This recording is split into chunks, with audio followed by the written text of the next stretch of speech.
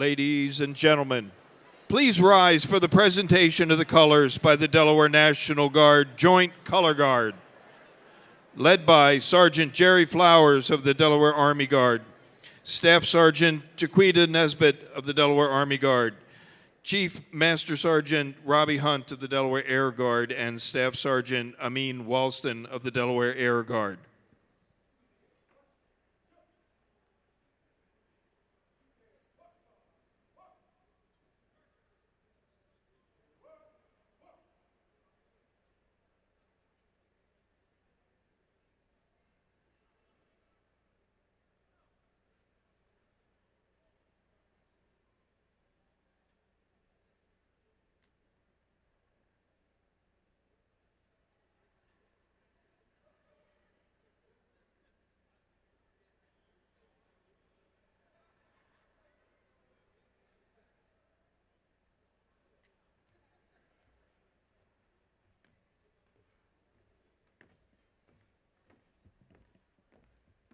Detail, muck time, muck, squad, ho, detail, left face, muck,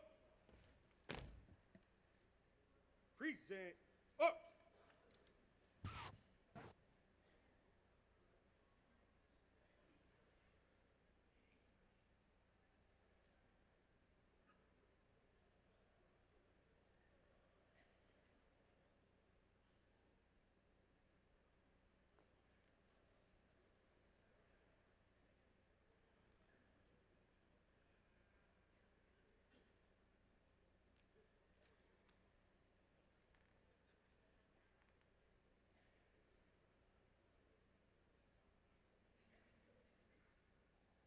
Gentlemen, please remain standing for our national anthem, performed by Catherine Page. Kat is a United States Navy Persian Gulf veteran who is now employed by J.P. Morgan Chase. Oh, say, can you see by the dawn's early light was so proudly we hailed at the twilight's last gleaming, whose broad stripes and bright stars through the perilous fight o'er the ramparts we watched were so gallantly streaming, and the rocket's red glare, the bombs bursting in air, gave proof through the night that our flag was still there. Oh, say, does that star-spangled banner yet wave o'er the land of the free and the home of the brave, the brave.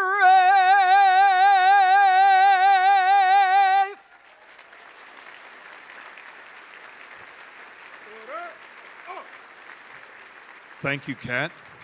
Ladies and gentlemen, please remain standing for the invocation delivered by Major General Frank Vabola, U.S. Army, retired. Forward, muck.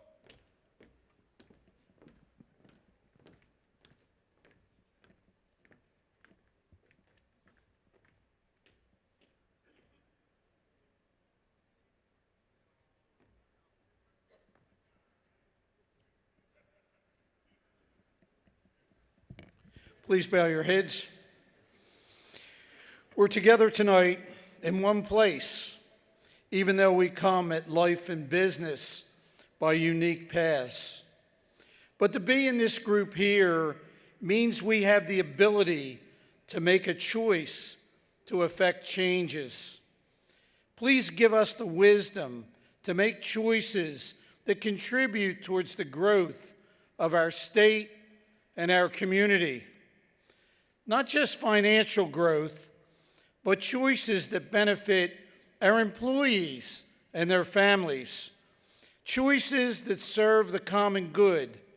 Decisions that improve our communities. Show us how to prosper together and not at the expense of someone else. Thank you for the blessings of this community. Help us to encourage our sense of unity and common purpose. Thank you for making this state where business and the people have the opportunity to prosper. Thank you for the Chamber and its work on our behalf. And thank you for the people who volunteer when there is a need. Please bless this food. Bless those who put themselves in harm's way for our protection, our law enforcement officers, our emergency responders, and our military. Guide the decisions we make and give us good cheer for every day. We ask your blessing on this event and the friends gathered here. Amen. Thank you, General Vavala.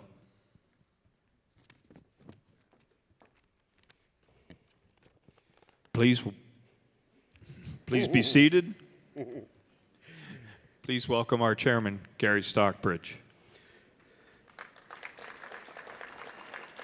Good evening, and welcome to the State Chamber of Commerce's 183rd annual dinner. It's been an exciting and vibrant year for the Chamber, and I'd like to thank all of you for your ongoing support and for joining us tonight to celebrate the past year as well as the work we have ahead of us in 2020.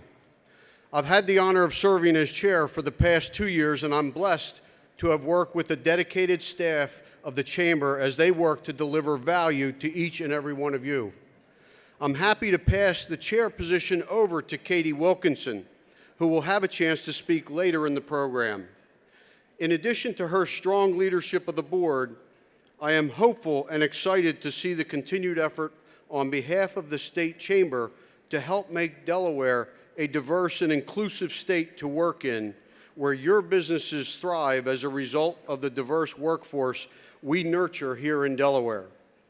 And now, to take us further in the program, I'd like to introduce the State Chamber's President, Mike Quaranta, who will take it from here. Thank you.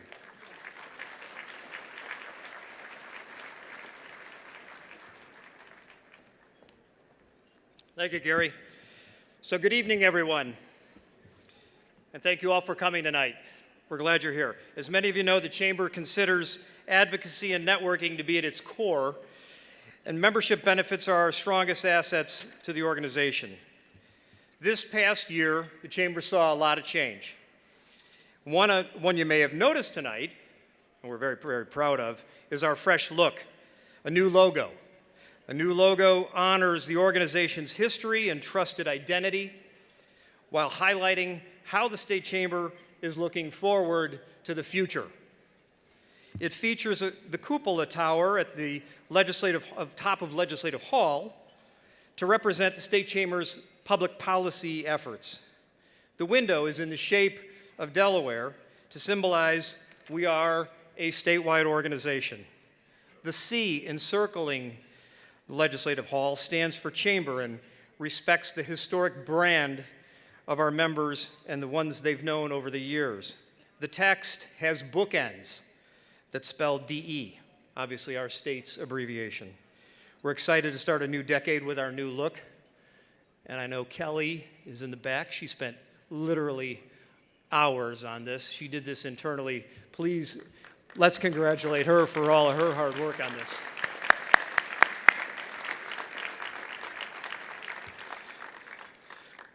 The work we're doing collectively is key to our success. This event always kicks off legislative season, and you'll see us working on a number of initiatives this upcoming year. Workforce development initiatives really help us shrink the gap of underemployed Delawareans, and that's so very important.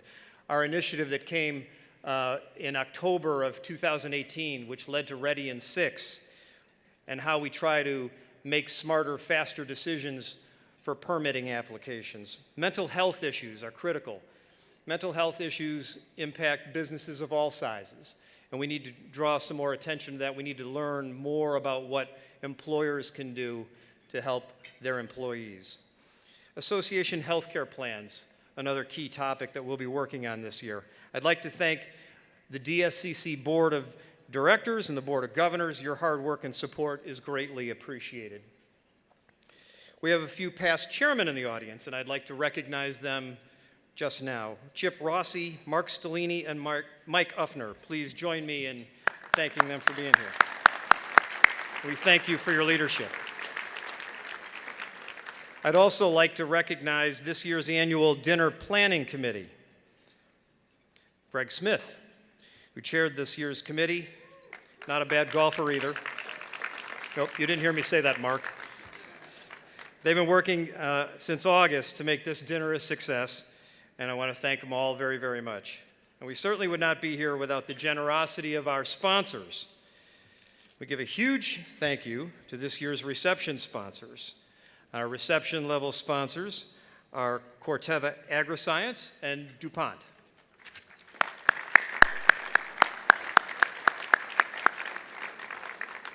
Chairman's level sponsors are Adhesius, AstraZeneca, AT&T, Barclays, Christiana Care, Comcast, who did a great job on our videos. Thank you, Kevin Broadhurst and Matt Brown.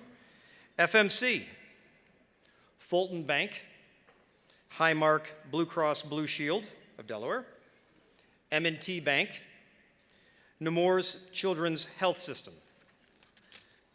Let's thank them all.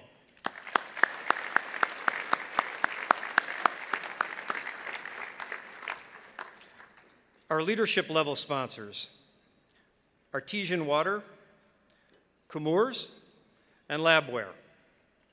Our ambassador level sponsors are Bank of America, Insight, JP Morgan Chase, and PNC Bank. Let's thank them too, please.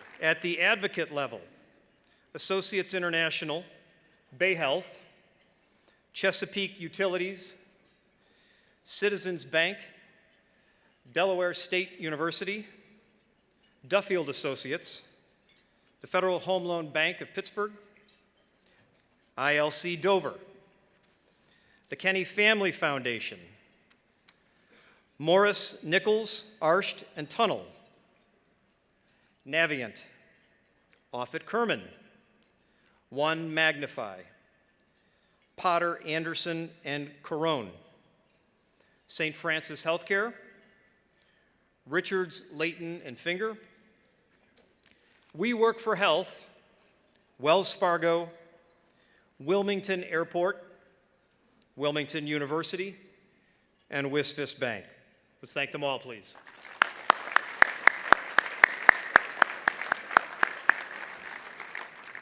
Now, we often say here at the Chamber that small business is the backbone of our state's economy, and we'd like to recognize the 27 small business leaders that have sponsored the annual dinner. They are listed there, and thank you one and all. Much appreciated.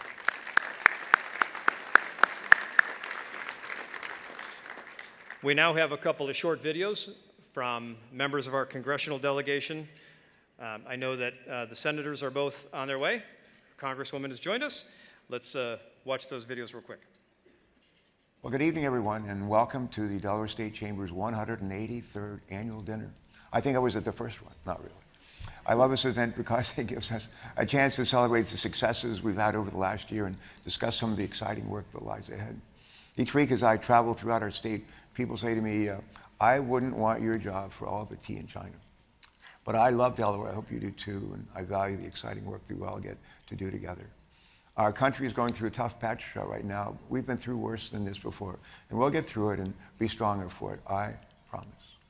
Meanwhile, your congressional delegation is full steam ahead. And since we were last here together a year ago, our delegation secured some big wins in the trade deal known as USMCA that will significantly expand access to Canadian markets for our poultry farmers. We're also working closely with the Army Corps of Engineers to help expand the Port of Wilmington and the thousands of good jobs that it provides, while also preserving our 5-star beaches, which support a $3 billion tourism industry. We've helped Deltec get the funding it needs to start an automotive center for excellence in Georgetown to train auto and truck technicians for our entire region. And following the Dow-DuPont merger and split, we've worked with the Economic Development Administration to secure $3 million to help former employees of DuPont continue to use their skills and research through the Delaware Innovation Space at the experimental station. So rest assured, we're working hard to make sure that our little state continues to punch well above its weight. Our thanks to the Chamber and its members for all you do. I can't wait to see what we're able to accomplish together in 2020. Two of the people being honored tonight, but two of the people who helped us do great things for years are Sam and Mariah Calgione. I remember when a much younger Sam needed a much younger governor to sign legislation to help open Delaware's doors to craft brewing. But look where the craft brewing industry and Dogfish Head in particular are today. They're on top of the world. So here's to Delaware and here's to Dogfish Head. You are the champions of the world. Hi, I'm U.S. Senator Chris Coons from Delaware, and I'm so excited to be here for the 9th annual Taste of Delaware, which is hosted by the Delaware State Chamber of Commerce here in the Kennedy Caucus Room in Washington, D.C., the United States Senate. I'm also welcoming you to the 183rd annual Delaware State Chamber of Commerce dinner, which this year is going to feature as the keynote speakers both Sam and Mariah Calgione, the crafters of this fine whiskey, and some of the other libations that will be enjoyed this evening. Thanks to the State Chamber for what you do year in and year out to help make Delaware a welcoming place to grow a business and a great state in which to live and to serve our community. Enjoy a great dinner tonight. Hello, I'm Congresswoman Lisa Blunt Rochester, and I want to welcome you to the 183rd Annual Delaware State Chamber of Commerce Dinner. Ever since it was established in 1837, the Chamber has been known throughout the First State as the foremost authority and advocate for Delaware's business community. Your work over that time has helped build and continually strengthen Delaware's economy, which has always served as the backbone of our state. During my time in state government and in Congress, I've been fortunate to meet so many of the Chamber's nearly 1,000 members. All of you share the same entrepreneurial spirit that has led not only to the success of your businesses, but to the growth of our entire community, and for that, we say thank you.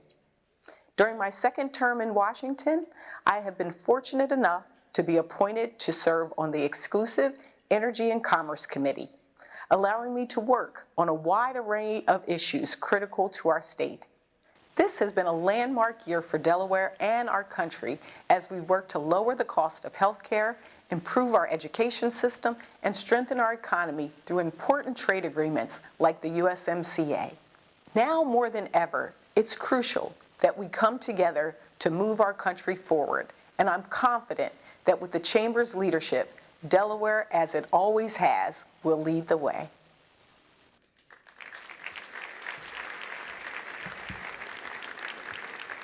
Thank you, Lisa. One of the great things about the annual dinner is that it brings together business leaders and elected officials and state dignitaries from all over the state. This year we have 83 elected officials and state dignitaries in the audience, and let me recognize them now. We're honored to have members, of course, of our congressional delegation, as you just saw. We're happy that they make room in their busy schedules. I know the two senators are on the train to come on back. We'll be here as soon as they can. They do so much for the State Chamber, as does the Congresswoman, and thank you for that. So a round of applause for Senator Carper, Senator Coons, and Congresswoman Blunt Rochester.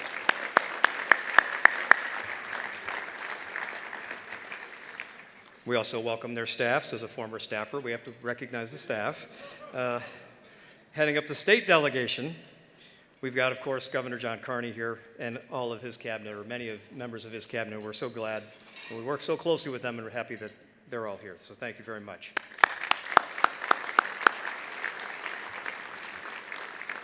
And we'll be hearing from the governor in just a couple minutes. And of course, staff from the governor's team as well. And we're happy that all those folks are with us as well.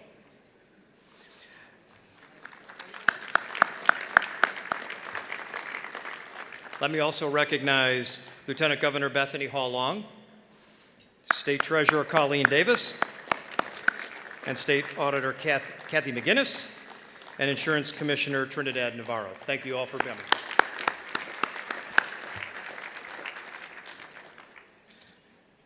Now for members of the General Assembly.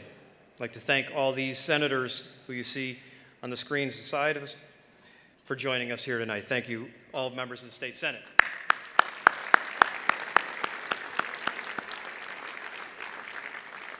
And we have members of the House of Representatives. Thank you all for being here as well. Thank you.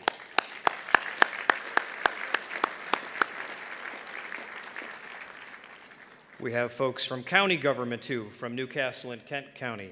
Thank you for being here. Thanks for making the drive up. We welcome Mayor Purzycki and representatives from the city of Wilmington. Mayor.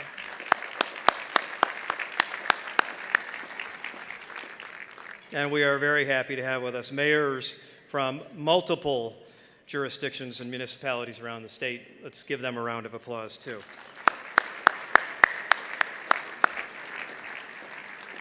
Thank you all for taking the time to be here tonight. I'm going to ask the governor to come up here in just a minute, but I want to say a couple of things. He's been so supportive of our initiatives at the Chamber. I mentioned earlier, in 2018, October of 2018, we created a new event called Developing Delaware and did that with the help of Kurt Foreman and his team at the Prosperity Partnership. And we focused on regulatory approvals for permitting in our state. And that led to an initiative called Ready in 6. The hard work now really is in front of us as we identify specific policy issues that we've got to unwind and come up with really good common sense alternatives so we can shorten that time period with which approvals are made.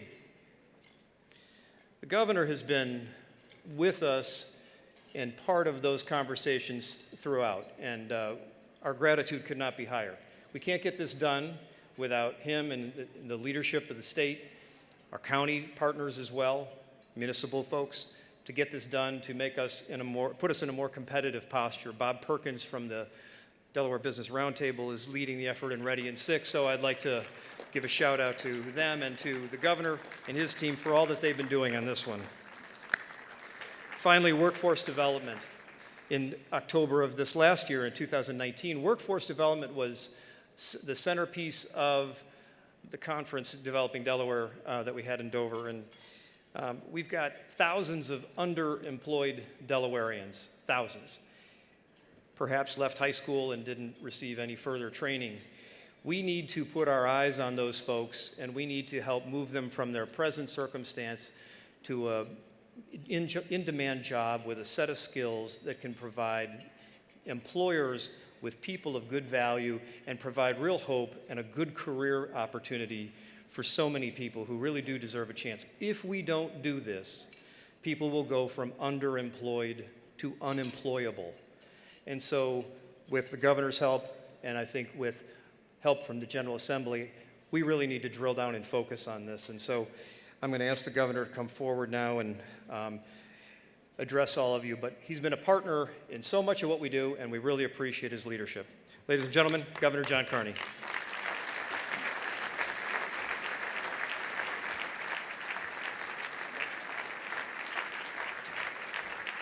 Thank you, Mike. I got a group of friends in the middle here standing up. Must be my brother Mike or my brother Joe there. It's good to be with all of you, to all the elected officials and the congressional delegation.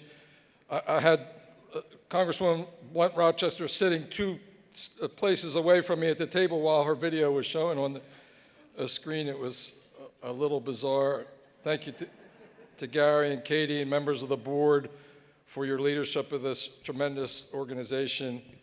It's great to be here. I thought I was in Milton, Delaware there for a minute with the dog head, fish head symbol on the wall. I was expecting to get a free drink, but I haven't had a beer yet. Part of my job as governor, I've discovered, is to be the state's #1 cheerleader. I expected tonight to come before you and maybe lead you all in the Eagles fight song. I know, I felt the same way. But it just goes to show you, you can't win with your taxi squad, a 40-year-old quarterback who was coaching high school football 2 months ago. I know we're all sad about that. But a big part of my job is spreading the word about all the cool stuff going on in our state. We've got something really cool happening this spring, and I wanted this group to be among the first to know about it. Warships named after the first state have sailed under a U.S. flag dating back to the Revolutionary War. But it's been over 100 years since we've had a Navy ship named Delaware. Thanks in large part to former Navy Captain Senator Tom Carper.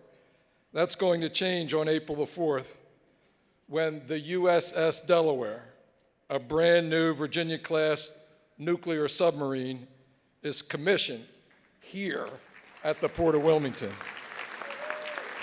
Here at the Port of Wilmington. It's amazing. It's taken over 5 years to build. It's larger than the University of Delaware football stadium. It is. And with its small nuclear reactor, it'll be able to stay in the ocean for 25 years without refueling. A year ago, Dr. Jill Biden christened the submarine down in Newport News, Virginia, and it's been undergoing sea trials since.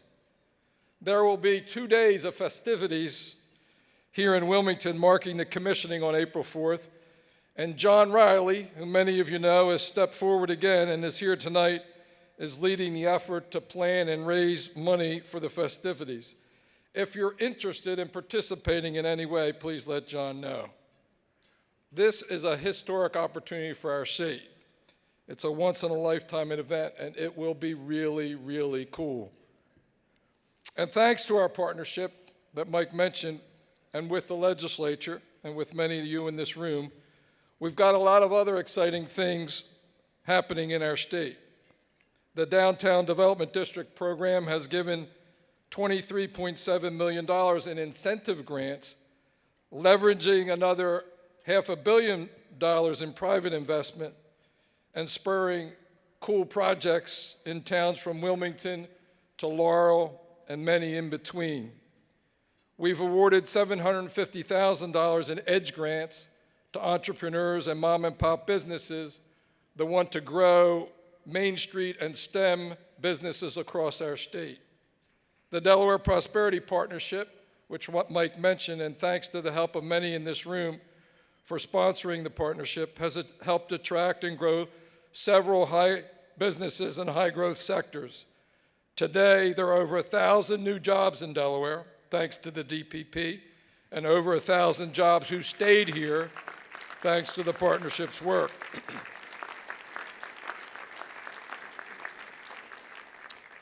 Mike mentioned Gulf Tainer, which is the new private operator of the Port of Wilmington, and they're investing as much as $600 million in the existing port, including a new state-of-the-art container terminal at Edgemere. This investment will translate into hundreds of new jobs for our state. Following the lead of the business community, Mike mentioned we're working on the Ready in 6 initiative to make sure businesses of all sizes can get started or grow when they need to. We've put $10 million into a new transportation infrastructure fund to support this effort. And we've also invested $20 million in the Higher Education Economic Development Fund so that colleges and universities can drive economic development like they never have before. Already, exciting projects such as the National Research Center for biopharmaceuticals are underway at the Star campus at the University of Delaware. State economic development funds are helping UD convert this research and innovation complex into an important employment center of the future. These are just some of the many ways we have all worked together over the past 3 years to help grow Delaware's economy. But maybe the most important thing we've done is to change the way we approach the state budget. After digging out of a $400 million budget hole my first year, we've enjoyed 2 years of stronger revenues, but we've been more disciplined about how we've used the funds. Following the budget smoothing recommendation of a DFAC subcommittee, we've created an operating budget process that limits spending during the good times like we are now, and putting aside revenues for the more difficult times. The budget I'll propose later this month will continue limiting spending to an economic index and using extra and one-time monies for capital projects.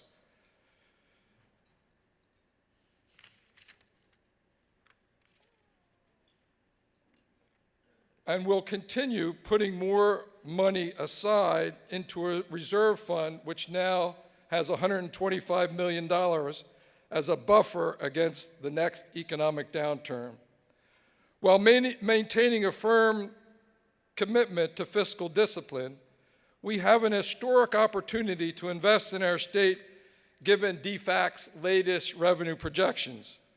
Later this month, I'll propose the largest bond bill in our state's history. It will contain significant and historic investments in our schools, in economic development, and in our quality of life. All of you who work so hard to attract and retain talented employees know that a good job is just part of the equation. Workers today are also looking for cool things to do and a good place to live and raise a family. That's why we'll continue our investments in downtown development districts, especially in the city of Wilmington, working with the mayor, where many of you go to work each day. With the Queen and the Grand and the Playhouse as cultural anchors, we're seeing an explosion of bars and restaurants and housing on and around Market Street. As a 30-year resident of our city, I can't remember a time when there's more to do or enjoy in our city than today. We're also working to improve city schools. We're investing millions in capital upgrades in the city schools in the Christina School District and working hard to improve what's happening in the classroom. For the first time in our state's history, schools across the state are receiving additional funding for students from disadvantaged backgrounds. My budget will continue this investment in what we call opportunity funding, not only because it's the right thing to do, but because the future of our state depends on all of our children's success. You will also see us place a historic emphasis on quality of life issues, from clean drinking water to preservation of farmland and open space. Folks come up to me all the time and ask me, so how are things going? I've taken to borrowing a phrase our senior senator likes to use, and I say, compared to what? As I start my 4th year as your governor and compare things to how they were when I took office, things are looking up. It's amazing what a strong economy will do. 20,000 more people go to work in Delaware every day. Instead of a $400 million deficit, we have a $200 million surplus and $125 million in reserves.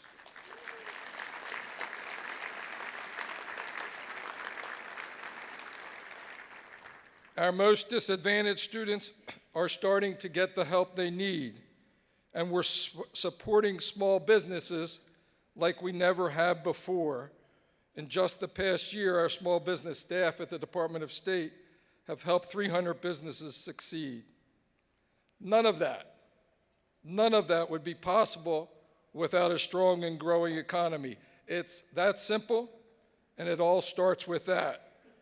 And so I'm here tonight to thank all of you, the business leaders of our state, for hiring more workers, training your employees, building new office space, investing in new technology, and working with us to grow the economy. Finally, I want to thank everybody in the room for the privilege of serving as your governor. Delaware is a very special place, and many of you in this room make it special.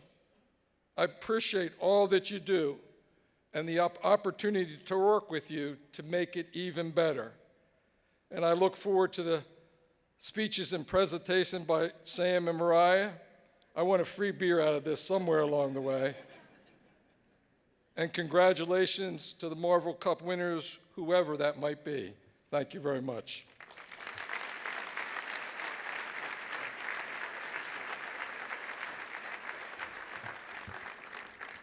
Thank you, Governor. The Marvell Cup was established in 1951 to honor a Delawarean who has made an outstanding contribution to the state, community, or society. The State Chamber's highest honor is named in the memory of the Honorable Josiah Marvell. And we're lucky tonight, we've got a couple of past recipients with us. Would you please join me in recognizing Carol Carpenter and my former boss, Mike Castle.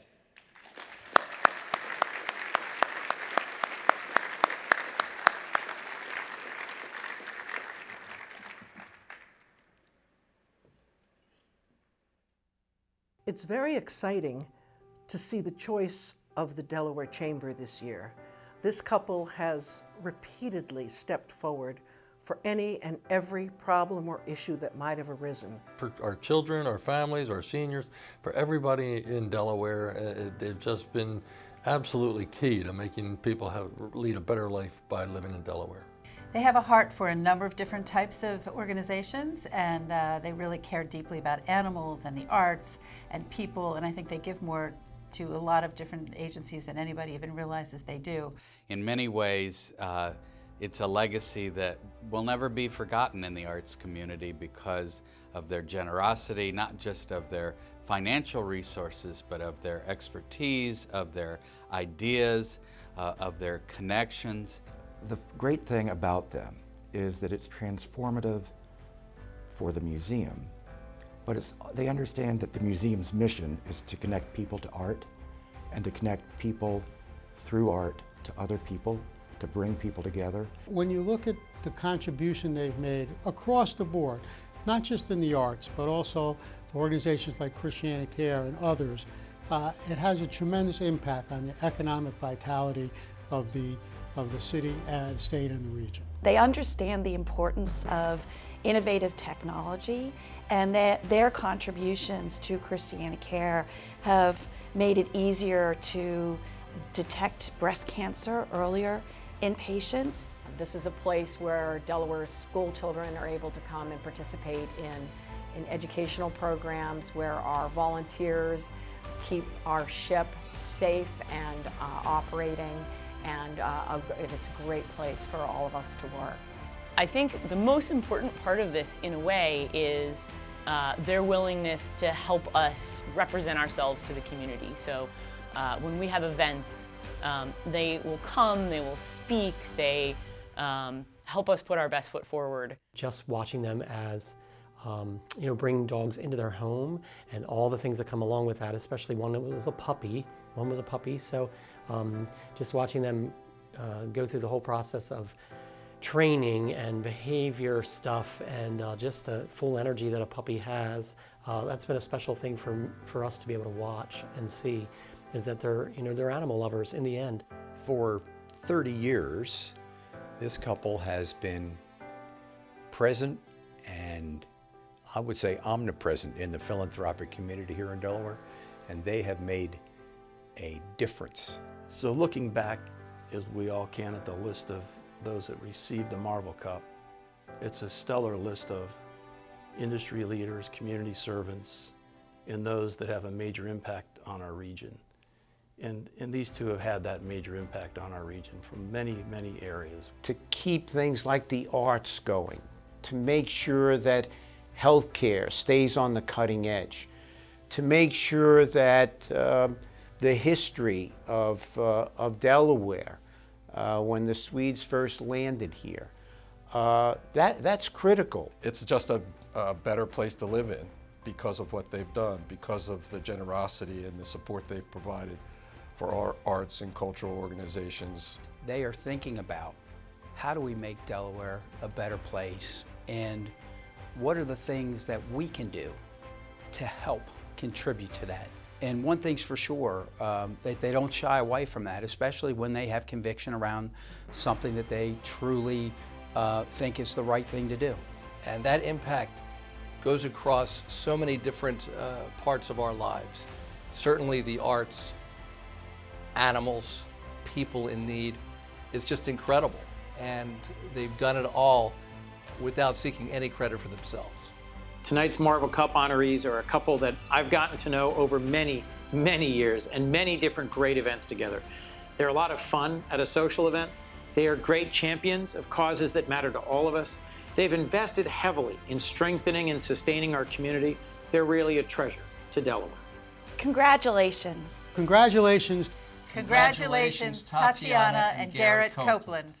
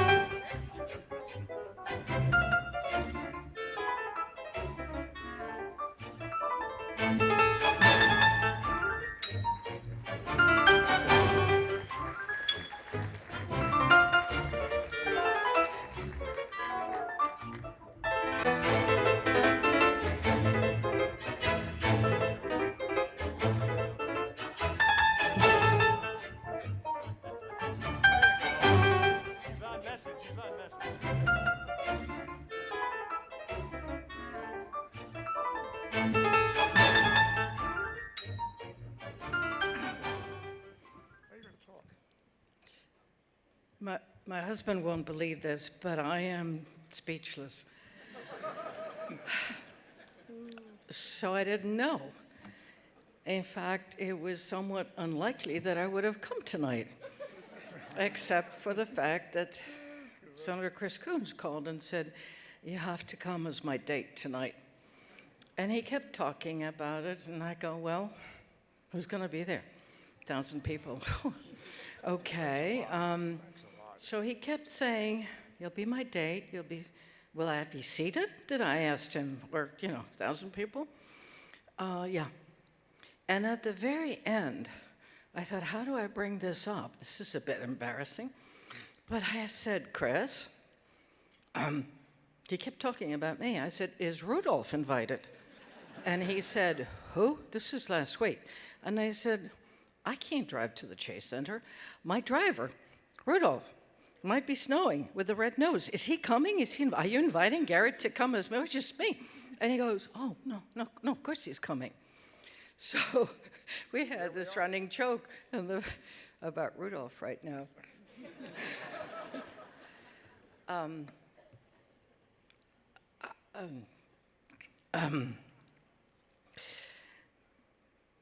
Ships were mentioned. Governor, you mentioned a ship. I came to this country on a ship some years ago to start my new life in America. You read a lot about immigrants right now. Here stands a very proud immigrant.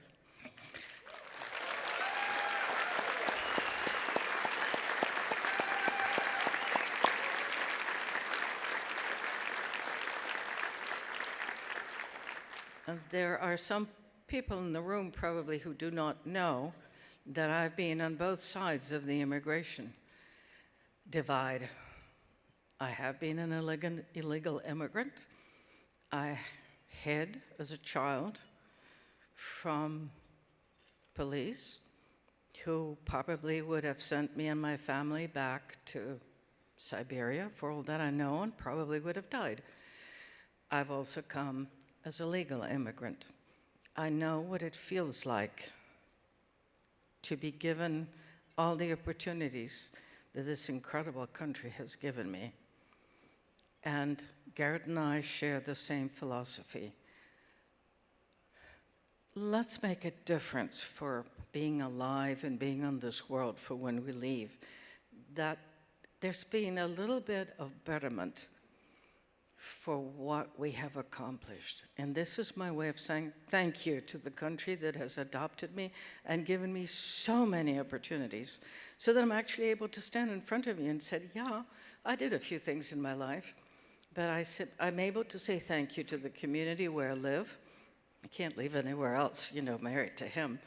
But it's the arts, it's medical. Dr. Petrelli came to see us 2 weeks ago with a new ask, which we're very happy to do, and that is a naming of the Cancer Center for women, breast cancer specifically. I've gone through that myself. I know what it means. I obviously didn't drink enough beer. Probably was too much wine, but anyway, I've had to go through them. I know what a fantastic group that is. And it's not just medical. It's human. And the whole structure is so wonderful. And you come in there and you don't mind, in a way, being there. But the puppies and the arts and the museum and so on.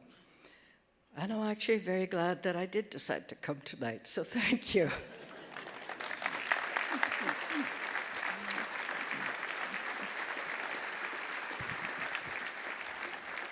As you can tell, I'm not going to follow her with any great pearls of wisdom.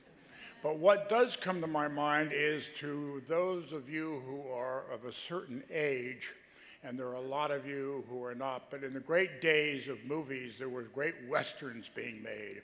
And there was a wonderful Western actor by the name of Alan Ladd. Now, Alan Ladd had one disadvantage: he was short, and all the leading ladies were tall. So whenever the leading lady and Alan Ladd got together, either he was on a box or they dug a trench for her to walk through. And there's one scene at the end of the movie, and the town is in flames. There are dead men hanging off of roofs. There are dead men hanging over the hitching rails. There are dead men hanging over in the water troughs, as you all remember them. And the lady comes running up and says, "Oh, you've saved our village. You've saved our wild and our life and everything." And Alan Ladd looks down at his boots, and there's a meadow muffin down there, and he gives it a little kick, and he says, "Oh, shucks, ma'am, it tweren't nothing." And, yeah. Was it worth nothing? Yeah. No, it's something that I was brought up with and the family brought up with. You leave this place in a better place than you came into it. And that's exactly what Tanya and I have done. Thank you.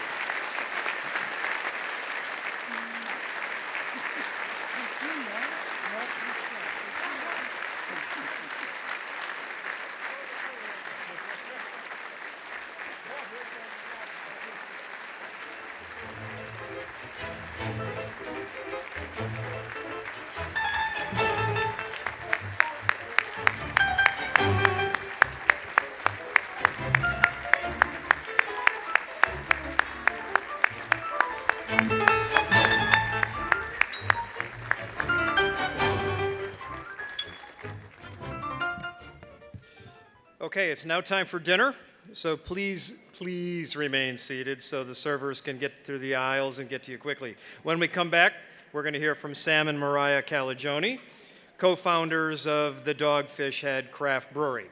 Please enjoy your dinner.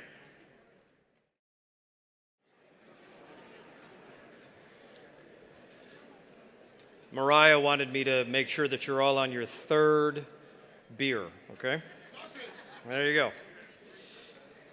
All right, I'm honored to introduce Sam and Mariah Calagione tonight. Before they take the stage, let's watch a really great video. And let me thank our friends at Comcast.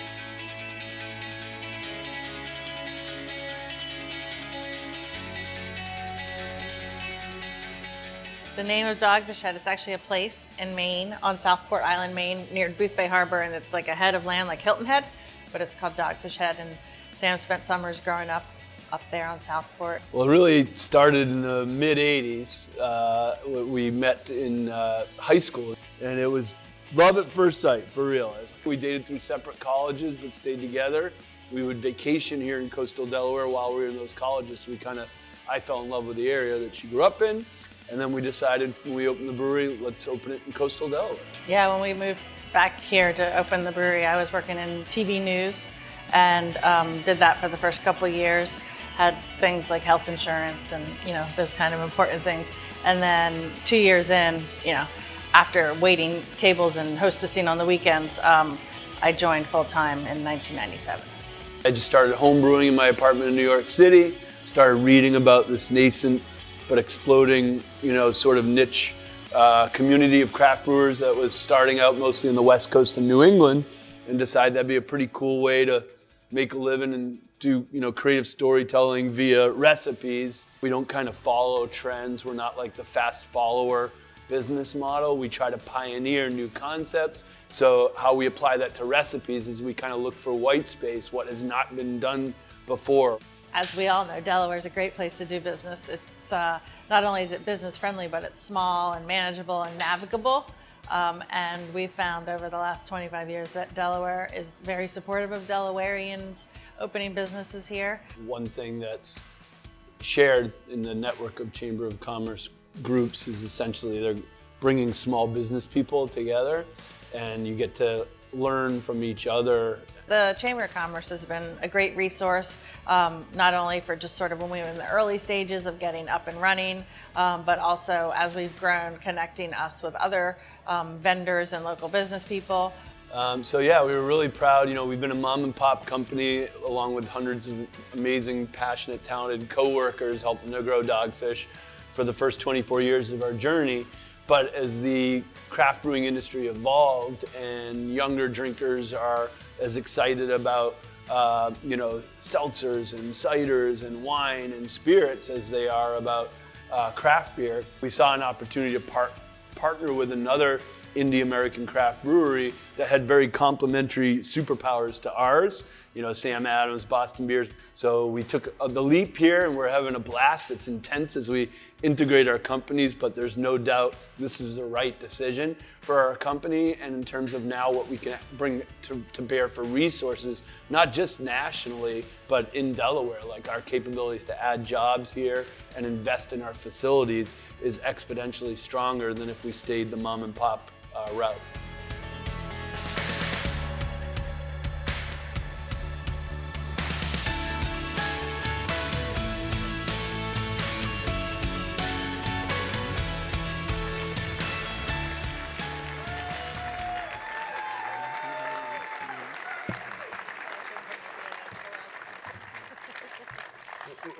I don't have to do that. We're pretty good at making social media, but props to Comcast for that awesome film. It was pretty nice. I'm half a decade old. Our brand is a quarter decade old. I'm half a decade old. Katie and I share that we wear 2.0 readers. Shit's getting real. We're aging. I want to just start by saying a massive thank you to Mike. What a great orchestrator of the night. We're so excited to be here. Thank you to our chairman, Gary, our incumbent chair, Kate. Greg, I think it was super cool that you invested in another table of young entrepreneurs. I got to meet a lot of them. I got a USB that probably says we should invest in this company, which we're going to check out later. But we're really, really excited to be up here tonight to share our story with you. Yeah, We also like to thank Chris Manning from Nemours, the Delaware State Chamber of Commerce Board of Directors and the Board of Governors, and finally Cheryl and Connie for all their help in getting us here tonight. Now, we'd like to show you just a little bit more about Dogfish Head.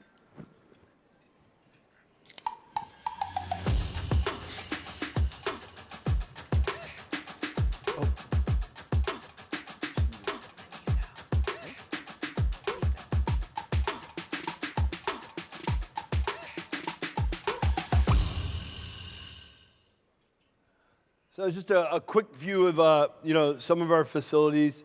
When we opened, we were the smallest commercial brewery in the country, and our rallying cry, I was an English major in college up the road from here at Muhlenberg College. I met Mariah. We went to high school together, the same high school that my entrepreneurial mentor, her dad, Tom Draper, went to, called Northfield Mount Herman. And we met there. We went to separate colleges, as it said, and it was there that I got to fall in love with a bunch of the transcendentalist writers, Thoreau and Emerson, and it was Emerson's quote that was really the first page of our business plan that I think is a pretty concise summation of the journey any entrepreneur is on, which is, whoso would be a man must be a nonconformist. He would gather mortal palms, must not be hindered by the name of goodness, but must explore if it be goodness for themselves, because nothing at last is sacred but the integrity of your own mind. It kind of talks not just about what we're trying to do, which is to find white space as a David in an industry dominated by Goliath, but also whom we're trying to do it for in concentric circles from the co-workers that joined us on this journey. So you can't fit that big of an Emerson quote on the side of a six-pack, so we condensed it. We condensed it down to this, but it kept that central tenet of goodness at the heart of it that comes from that quote. And I know I can't imagine a room historically having been filled in Delaware with as many folks that have generated goodness as we have in this room today, from our elected officials and Garrett and Tatiana. I can't imagine a better example of the good karma that comes with the goodness you guys have shared. And that's really what our journey has been about. It hasn't been about products first. The language here is really intentional. It's not products first and people second. It starts with we. We are off-centered goodness for off-centered people, and the heart of our success is rallying a bunch of talented people to join us in this journey and then give back to the communities that give us our sustenance.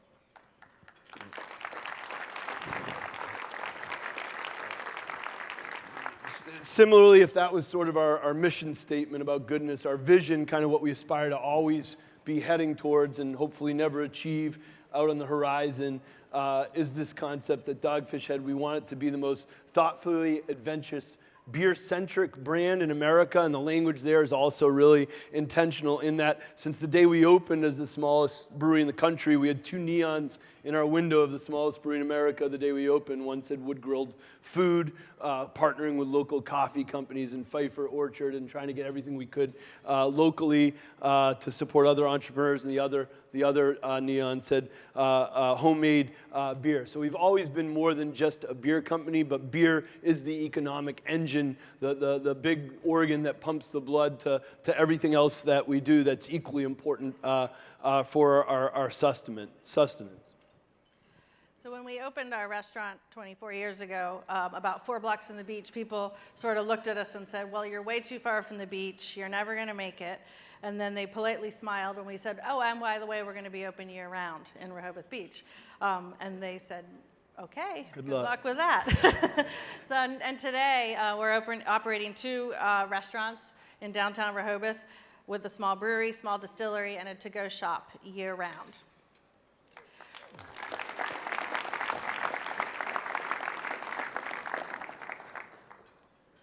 This year, we also have additional plans for investment in the businesses in downtown Rehoboth, so stay tuned. There's more to come, so keep coming back. We also have a 16-room hotel in downtown Lewis, which opened about 5 years ago. and it really allows us to go deep with our guests who come and visit us rather than spending an hour on a tour or maybe 90 minutes with a server at a restaurant. We get to spend 24, 36, maybe even more hours with our guests in downtown Lewis at the inn, just talking to them about not only dogfish, but coastal Delaware. And what we're really trying to do is get them to go out and explore all we have to share down in coastal Delaware. We also take the time, probably every Saturday night that Sam's in town, we're hosting fireside chats where we invite guests to come and enjoy beers around the fire pit and just sort of chat with them about all things beer, not just dogfish, but anything beer related that they want to chat about or ask about or talk about. And we get a lot of real great insights from those guests, and they're, after a beer or two, they're willing to share in a very honest way. We had an awesome visit once from Jim and Jan Purdue, and I believe Chris Purdue's on the board here, and he came and we did a fireside chat at our hotel, and for that one we loosened the rules. We said you could talk about beer for this hour or you could talk about chicken. And it was fantastic. At the end of it, all the guests that stayed at our hotel, they brought their own beer, so they paid for it. So when people buy stuff and then they're going to be, and it has alcohol in it, they're going to be really honest about what they really think about it. And at the end of that fireside chat, you know, Jim and Jan put out grilled chicken on the grill, and we drank beer, and we talked about these two entrepreneurial mid-Atlantic-based brands. And afterwards, Jim was like, you know, that's a much more impactful focus group, because when we do focus groups at Purdue, traditionally we pay people to tell us what they think of our chicken. And of course they're going to tell us our chicken's good because we paid them to do the focus groups. Whereas when people buy their own beer, they can tell you if they think it sucks because they paid their own money. Thankfully, that didn't happen too often. Up in Milton at our tasting room, we host about 100,000 guests a year for the brewery and distillery tours. We also host off-center Dogfish Head events throughout the year, like the Dogfish Dash, the Weekend of Compelling Ales and Spirits, and our Analog A-Go-Go.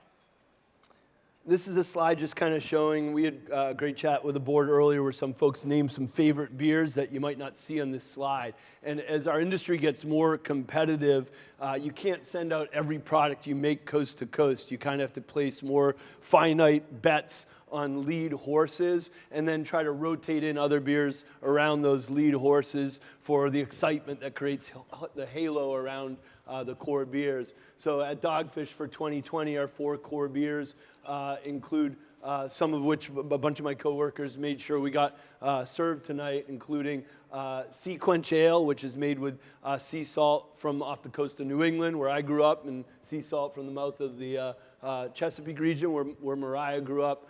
Black limes and lime juices, that's now the best-selling sour beer in America. To the left of that is Slightly Mighty, a beer that we designed to be the same calories as Mick Ultra and yet taste like a full-flavored IPA. That's now the fastest growing beer in the history of our company. And then to the left of that is probably our most iconic beers in our 25-year journey, 60-minute IPA and 90-minute, which we came up with this concept of continual hopping that really kind of differentiated us from a lot of the IPAs that are out there. A bunch of our leaders had made the long travels up from Washington today, and I'm so glad that they made it to the table in time to tell maybe my most proud moment. I used to love when our kids were young and we'd take them down to take advantage of the Smithsonian, and my favorite one to go to was always what was one of the Air and Space. And you think about, you go in there and you see this capsule that's almost no bigger than this podium, and it's riveted together with like Phillips screws when you look at it, and you think of how brave those Americans were that were like, get that monkey out of there, I'm going to the moon, right? And how inspiring that is for an American entrepreneur. And we just found out recently that our original continual hopping device we designed for 60-minute and 90-minute, which was a repurposed vibrating football game, has now been invited into the permanent collection of the Smithsonian. So we're very, very proud of that.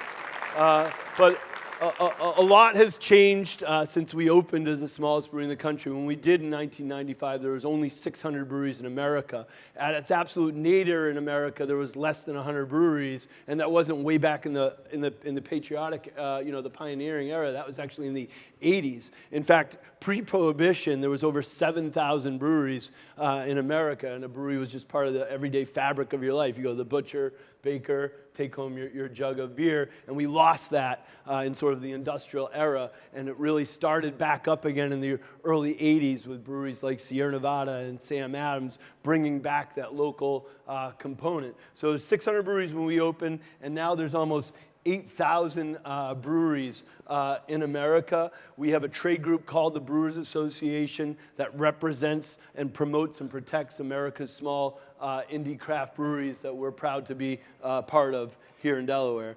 But as time evolved and we saw that the industry was changing very, very quickly, in the last few years, we really saw, and fellow entrepreneurs, business people in this room probably have faced similar dynamics in your industries.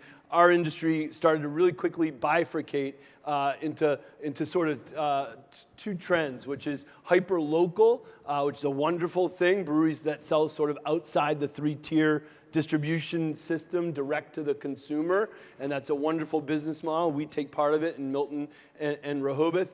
Or massive breweries that were buying up what were once true indie craft breweries, the way Anheuser-Busch InBev bought Goose Island, or Heineken bought Lagunitas. And Mariah and I saw at that competitive moment, we really had a choice to make. We were still growing in the Mid-Atlantic region, which is our home base, a local, but we were actually losing traction further from home as all these tiny breweries in other regions started to surge, and as the world's biggest conglomerates bought out other strong breweries and used their market power sort of to change things. So we kind of, because of a friendship in our industry that's lasted over 20 years, made a big decision, which was to merge with the Boston Beer Company. As we looked at it, really, we faced a choice of either shrinking to be a Mid-Atlantic based brewery and probably maybe having to let go of about 20% of our coworkers as we did that, shrinking to focus just on the Mid-Atlantic, and we could have done that and stayed financially relevant as a mom and pop company, or we could go for it and stay a national brand and grow a national brand based in Delaware with another company that had very complementary culture and a very complementary portfolio of brands to what we had. And that was the choice that we made. It was all about when Ryan and I met with Jim Cook, the founder and the first brewery that Sam Adams ever did a collaboration with in their history in America was Dogfish Head. We said if we can take on this competitive moment where essentially 3 or 4 foreign-based conglomerates control over 70% of our country's beer marketplace, we have an opportunity exponentially to take them on if we combine, because Boston Beer has the #1 selling craft lager in America in Sam Adams. Boston Beer has the #1 selling cider in America in Angry Orchard, #2 seltzer in Truly. And what Dogfish Head brought to that diverse, dynamic portfolio was an internationally known IPA brewery, the brewer of the #1 sour beer in America, and one of the fastest growing craft distilleries in America. So we decided to do this merger because we wanted an opportunity for growth. We never talked about growth of revenue, growth of profit, growth of the value of stock. It was about growth of our brands nationally and growth opportunities for our coworkers, our passionate, talented coworkers, on an org chart of 2,000 people in a company growing double digits instead of staying on a path of a company of about 400 people challenged by these internationals that were dominating across the country. So, you can go. Yeah, so you can get a sense. Mariah's telling me actually look at the slides, which is important when you're on a stage.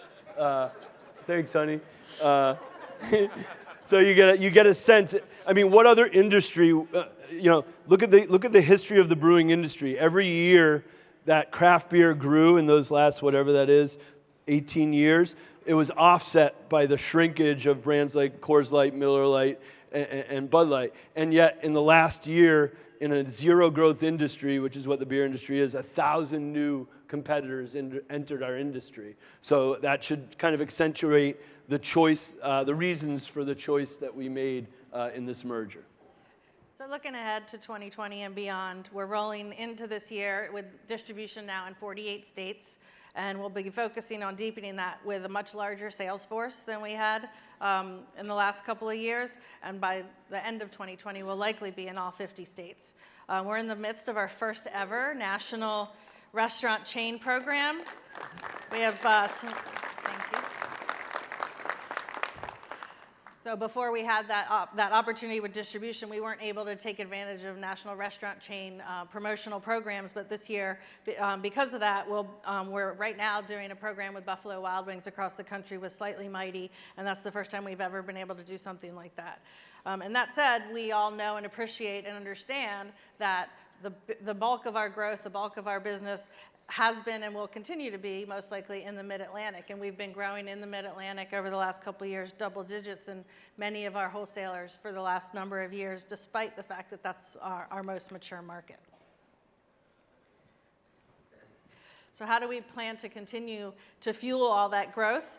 Well, as we've done for the last 25 years, our goal is to leverage the communities that we've been working with and been fortunate to have alongside as we've grown, such as our coworkers, our guests, our drinkers, our local communities, and our fans.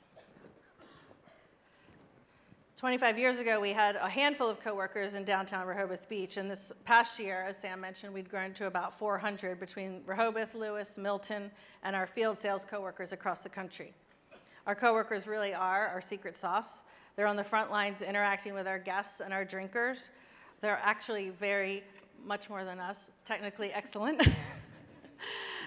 In every field. Our coworkers are gloriously off-centered, and Dogfish would not be where it is today without every single coworker who we worked alongside over the last 24 years.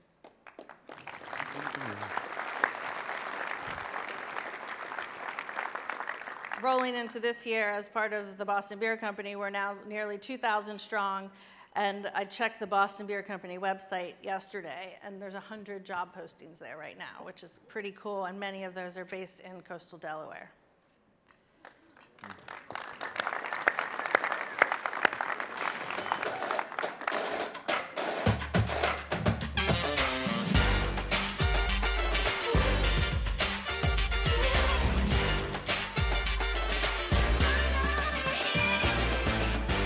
Ready to run 2020. So that's the teaser video for something we launched last week called the Dogfish Head Run Club.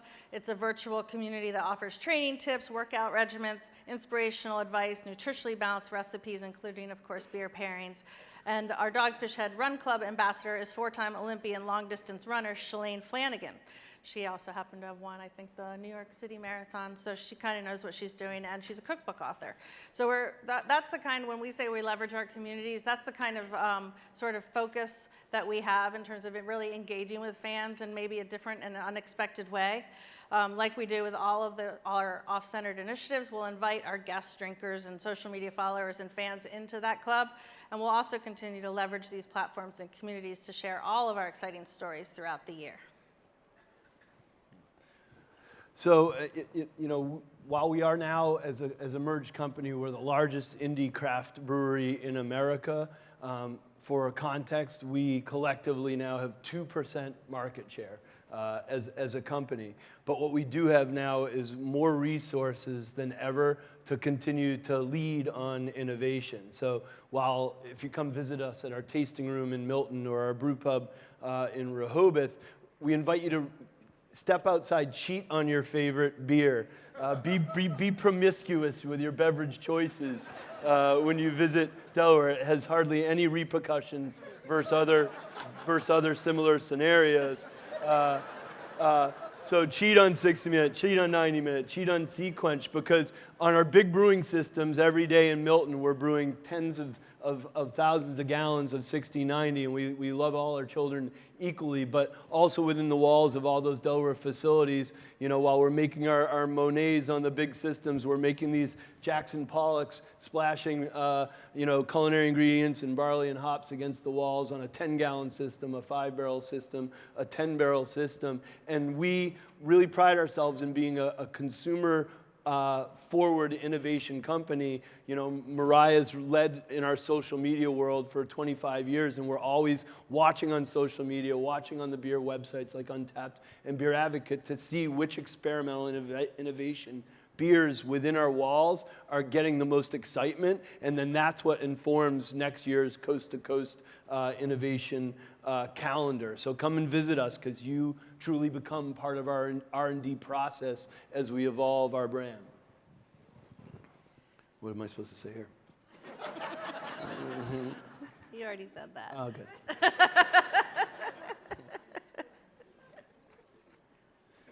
I guess here's another example of our belief that as I mentioned, 8,000 indie American craft brewery, and Kim here represents us as our lobbyist and knows this better than everyone in this room, what we're up against as small breweries. And we recognize that a rising tide floats all ships, and we truly have each other's backs. Mariah and I, to prep for this, actually did this talk. We wrote it at Iron Hill Brewery right down here in the waterfront today. And that isn't just in this country. A lot of these breweries that have massive, wonderful traditions are challenged by these international companies. So we're super proud. A collaboration that's coming to fruition in about a month is one between Dogfish Head, which is the largest brand selling sour beers in America, and Rodenbach, which is an over 200-year-old brewery from Belgium that really pioneered commercializing sour beers, and they've never chosen to do a collaboration until they did this one with us. And this is Rudy, their brewmaster, visiting us. Check microphone, check 1 2 1 2. Yeah. Can you hear me? Yep. Okay. You're both good.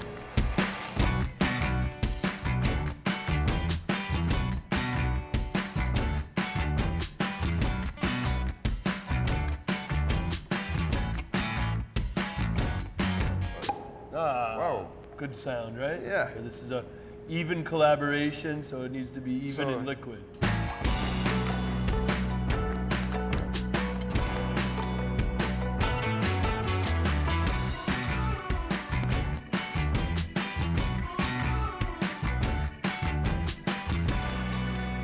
Thank you, my friend. It's nice to be here. We're glad you're here. Good. I think we got that well. Yeah, towards the end we picked up some good statements. Okay. Good. So Vibrant Potion, the beer that we're rolling out with Rodenbach, is actually releasing our tasting room next week, Friday, I believe. Yes, Friday, yes. Friday at 10. You might be in line behind some folks we know in the room.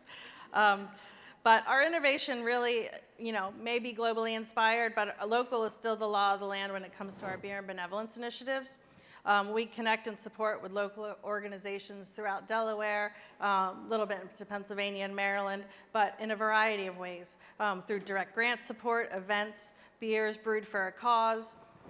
One day a year, we shut down all of the locations of our company. Everyone gets to go out, and we do one-day service projects across Sussex County. We started with Habitat for Humanity, but sort of had to keep adding nonprofits because we have, as we mentioned, a couple hundred folks, spreading out. We want to keep people busy and add value to these organizations that we're working with. So Benevolence Day has grown, and I think this year the plan is to do 25 sites, right, for 25 years.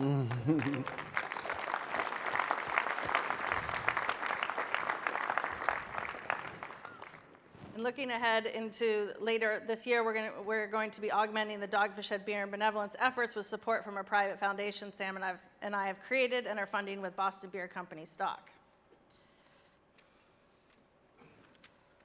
So thank you so much for having us here tonight. We're really humbled by the opportunity. We congratulate each of you on your own business journey. And of course, we appreciate each and every one of you continuing to spread the love of Dogfish as you leave here tonight and go on about your business. And I want to say another thank you to all the elected officials in this room. We're pretty lucky, speaking for as one entrepreneur among many in this room, to live in a state that champions its entrepreneurs to the degree that Delaware always has. Senator Carper, before you arrived, it means a lot to me that you took the train up, and to Mariah and Tom and everyone in our family, Rachel. And but before you got here, they showed a photo of much younger me and a little bit younger you when you were governor, and you signed this bill that allowed these brew pubs to flourish in that state. And we've always, as I said, believed in the good karma that comes with focusing on collaboration instead of the negative energy that comes with focusing on competition. And it meant the world to me that that day happened, but then like 10 or 15 years later, you took a train up from Washington, joined Mark Carter, myself, our coworkers, and banged nails as we made houses for Habitat for Humanity in that program that Mariah mentioned. So that karma goes in a million directions, and it starts with all of you guys as our leaders. So I thank you for that. And I want to close with one last shorter quote from Emerson, who we started with him to celebrate our co-workers who joined us here tonight. And it is, without ambition, one starts nothing. Without hard work, one finishes nothing. The prize will not be sent to you. You have to win it. So in closing, Allison, Pun, Olivia, who won $400 at Dover Downs on her way up tonight, Sergio, Silver, Ashley, Wendy, Janine, Cody, Spencer, Sean, John, Pat, Connie, Mark, Sergey, Corey, Scott, Jeremy, George, Mandy, Mike, and Larry.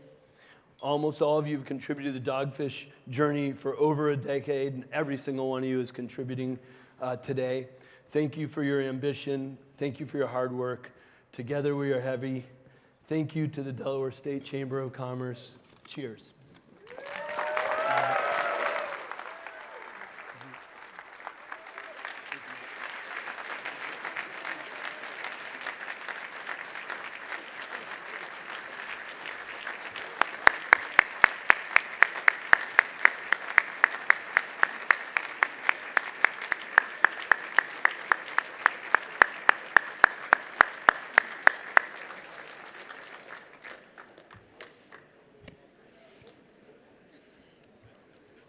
Sam, Mariah, that was terrific. Thank you very much. Well, if beer is best, Mark, you made chemistry cool. They made beer best, though, okay? Okay? Thank you very much. I would encourage all of you, while you have your electronic devices out before you go, to snap a picture with Sam and Mariah if they'll oblige you, and some of their colleagues. What a great memory, and please post away. Don't forget to tag the chamber. Now, I've got the honor, there you go, right? I've got the honor of announcing the A.R. Morris Board Member of the Year. This special recognition was voted on by the chamber staff and is named in the honor of Al Morris, who opened A.R. Morris Jewelers in 1960. His son Brett is with us tonight, and thank you for sponsoring this award. Our Board Member of the Year has been incredibly helpful to the chamber in his role as our treasurer. He was earlier elected tonight as a vice chair as well. His leadership and thoughtful guidance is much appreciated. My sincere thanks and congratulations to Nick Lambro of M&T Bank.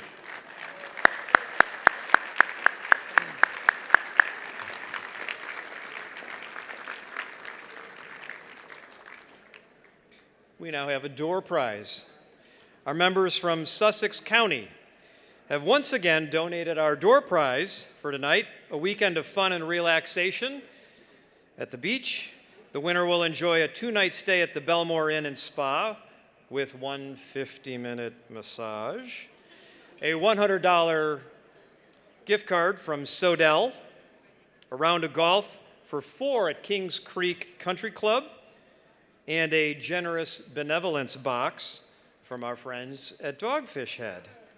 Now, all guests were entered in the drawing upon registering, and a winner was randomly chosen. I know that because I actually offered up the number. And congratulations to Jim Hutchinson of PNC Bank. There you go, Jim.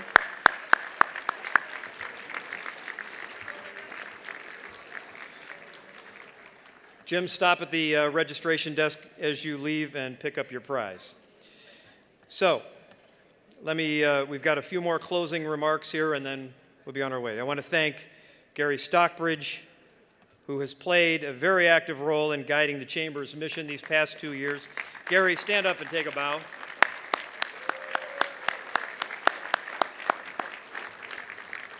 We appreciate the time and dedication you've put in and put forth in leading our organization as chair of the board of directors.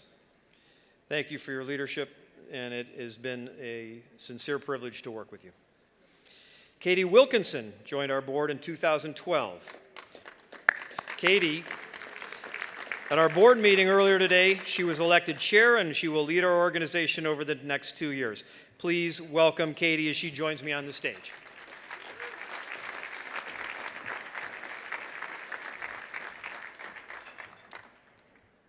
Mariah and Sam specifically, your passion and excitement about your business and your coworkers and your communities is inspiring.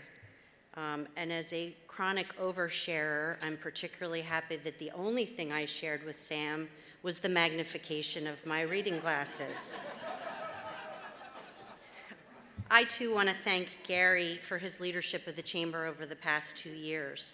He and his predecessor, Chip Rossi, have set the bar high for us.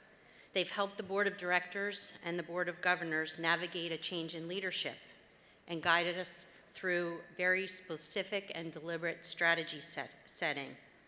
Both have been instrumental in setting the course for pro-business change in the state of Delaware. These are exciting times for businesses, large and small, in our state, and the Chamber remains laser-focused on our priorities that will have a lasting impact on the economic health of all of our communities. I'm grateful for this opportunity to lead the Chamber over the next 2 years and excited about what lies ahead for the businesses and people of this, our small wonder. Thank you.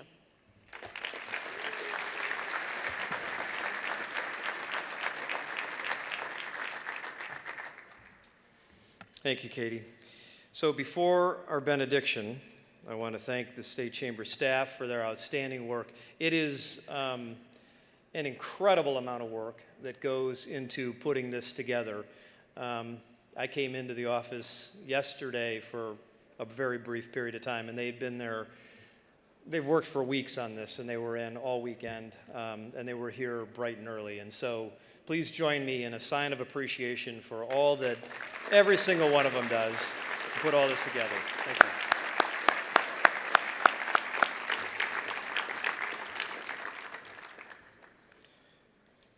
General Valvola is now going to join me on the stage again, who's going to deliver our benediction. General.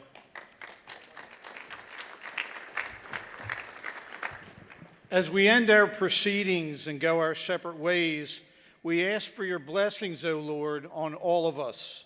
May we all strive to care deeply for one another and make this world you've given us a better place for all. Amen.